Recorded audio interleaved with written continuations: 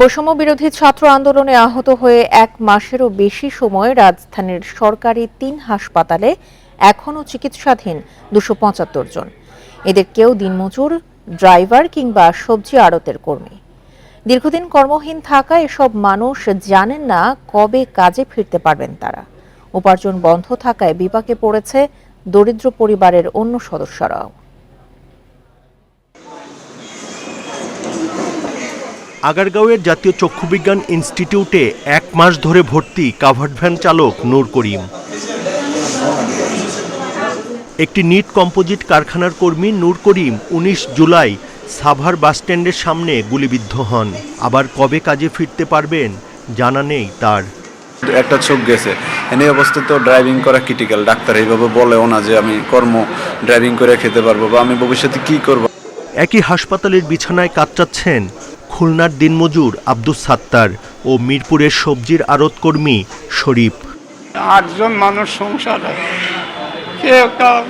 কে কামাই করে খাওয়াবে?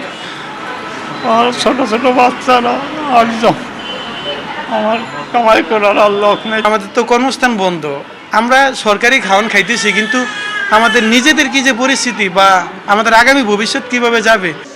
জাতীয় অর্থোপেডিক হাসপাতাল থেকে সুস্থ হয়ে কবে বাড়ি ফিরতে পারবেন জানা নেই কারখানা শ্রমিক মুফাইল হোসেনের।